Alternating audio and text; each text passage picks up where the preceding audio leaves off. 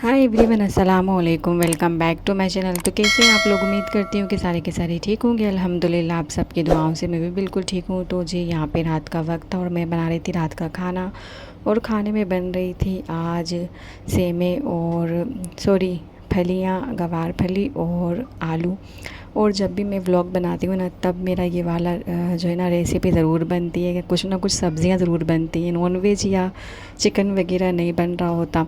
ये मैंने नोटिस किया। उसके बाद ये नेक्स्ट डे हो गया था, मॉर्निंग हो गई थी और इतनी ज़्यादा उमस हो रही थी। बस दुआ कर रही थी कि अल्लाह ताला जल्दी से पानी गिरा दो। बहुत ज़्यादा गर्मी हो रही थी, पानी रुकने की वजह से ना गर्मी बहुत बढ़ गई थी। फिर क्या था, दिल से दुआ निकलनी थी और अल्लाह ताला तक पहुंचनी थी। अल्लाह से आज कुछ और भी मांग लिया होता तो मिल गया होता। इतनी दिल से दुआ की थी कि थोड़ी देर बाद बारिश ही होने लगी और फिर मज़े ही आ गए। और बारिश होने के बाद जब बारिश थमी ना, तो फिर वापस से वैसे ही गर्मी स्टार्ट हो गई थी। खैर जी, आज मैंने घर के सारे काम कर लिए थे।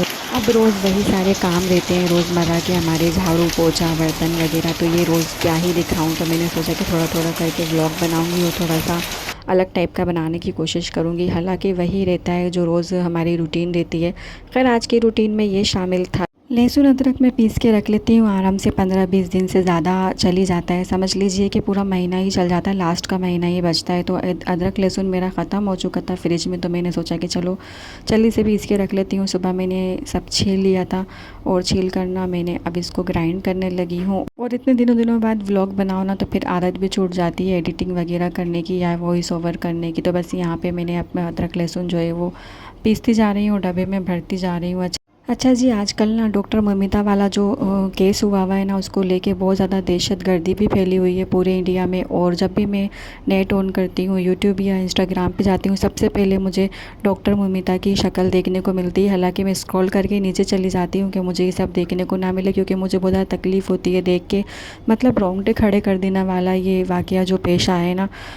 अभी कुछ देर पहले ही मैं उन डॉक्टर की वीडियो देख रही थी जो वहाँ ड्यूटी पर हुआ करते थे, और वो डॉक्टर ममिता के साथ भी थी, मतलब उनकी फ्रेंड भी थी और वो ड्यूटी पर भी रिहा करती थी। मतलब उसी हॉस्पिटल के डॉक्टर ने सारा खुलासा किया है, उन्होंने अपनी ज़बानी सारी स्टोरी सुनाई है। तो दिल दहल गया सुन के।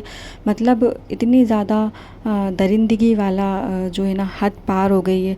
अच्छा, उनका ये कहना है, डॉक्टर रक्षा नाम था शायद उनका उनका ये कहना है कि ये जो सारी चीज़ हुई है ना, ये किसी एक बंदे का काम नहीं है, ये बाकायदा जो है ना गैंग रेप हुआ है।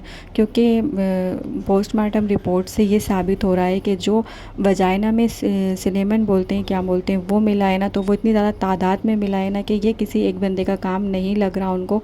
और बता रही थी कि इतनी ज़्यादा चोट के निशान थे, मतलब हर जगह चोट के निशान थे और इतनी ज़्यादा दरिंदगी से मारा गया है ना। और सारे सबूत बता रही थी कि मिटाने की कोशिश की गई है। और इसके पीछे कह रही हैं कि ऐसा कैसे हो सकता है कि एक बंदा आया, उसका ब्लूटूथ गिर गया उस रूम के अंदर, और वो ब्लूटूथ को उठा के जब है ना बुलाया गया कि ये ब्लूटूथ तो फला बंदे का है, बुलाया गया और उससे पूछताछ की गई, और जब है ना कनेक्ट किया गया तो उसके मोबाइल से वो कनेक्ट हो गया। अच्छा, सीसीटीवी फुटेज में देखा गया था उस बंदे को वहाँ से निकलते हुए। तो वो ये बोल रही हैं कि उसने ऐसे कैसे कह दिया कि हाँ ये ब्लूटूथ मेरा ही है और ये जुर्म मैंने ही किया है, तो आप मुझे फांसी दे दो। इतनी आसानी से उसने कैसे कबूल भी कर लिया और फांसी के लिए तैयार भी हो गया। तो वो बोल रही हैं कि इसके पीछे कोई और है और कोई बड़ा इसके पीछे, जो हॉस्पिटल का जो बड़ा कोई है ना, नाम तो वो नहीं ले रही, कह रही हैं अब पता नहीं कौन है क्या है, उनको भी शक है। और वो बोल रही हैं कि जो शक है ना, ये मेरा पक्का वाला शक है कि इसके पीछे कोई और है। और 3 घंटे तक जो है ना माँ बाप से मिलने नहीं दिया गया। पहले कॉल करके बताया गया आपकी बेटी बहुत ज़्यादा बीमार है, जल्दी से आप हॉस्पिटल आ जाएं। जब हॉस्पिटल पहुँचे तो ये बोल दिया गया कि आपकी बेटी ने सुसाइड कर ली है। माँ बाप का रो रो कर बुरा हाल था। मतलब उनकी ही बेटी को उनसे मिलने नहीं दिया जा रहा था। कह रही है कि कहती हैं कि क्यों नहीं मिलने दिया गया, इस वजह से कि सबूत को मिटाया जा रहा था। 3 घंटे तक पुरजोर कोशिश की गई है सबूतों को मिटाने की।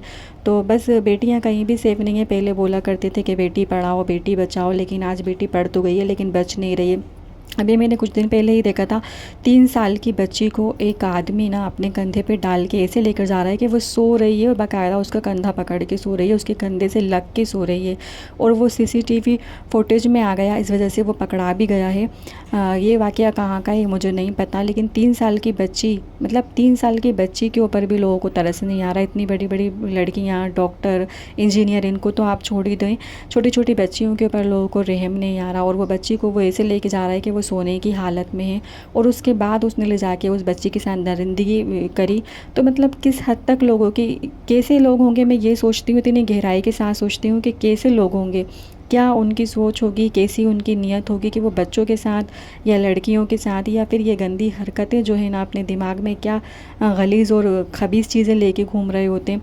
अपनी बच्चियों का ध्यान में रखें तो किस हद तक रखें। बच्चियां कहीं भी सेफ़ नहीं है, ना ही घरों में, ना ही आंगन में, ना ही स्कूल में, ना ही कॉलेजों में, ना ही अब हॉस्पिटलों में सेव हैं। अच्छा, वो डॉक्टर ये भी बता रही थी कि अब उनको भी डर लगने लगा है कि मतलब हम कहीं सेव ही नहीं हैं, हम ड्यूटी कर रहे हैं, हम नाइट ड्यूटी कर रहे हैं। वो जो डॉक्टर थी ना, डॉक्टर मोमिता, उनकी भी पूरी स्टोरी उन्होंने यही बताई कि वो नाइट ड्यूटी पर थी उस दिन और उन्होंने 2 बजे तक जो है अपने घर वालों से बातचीत करी कि मैं, आप लोग खैर खैरियत से सो जाइएगा, मैं आ जाऊँगी और मैं बिल्कुल ठीक हूँ। उसके बाद 2 बजे के बाद वो डिनर वगैरह करके उस रूम में सिर्फ रेस्ट के लिए गई थी और रेस्ट करने के लिए गई थी। तो इससे पहले मतलब उनको कुछ भी नहीं पता था कि उनके साथ ये हादसा होने वाला है। और उसके बाद फिर कुछ पता ही नहीं चला कि कब सडनली ये सारी चीज़ें हो गई, मतलब कि सो भी नहीं सकता इंसान अपनी ड्यूटी पे होकर भी।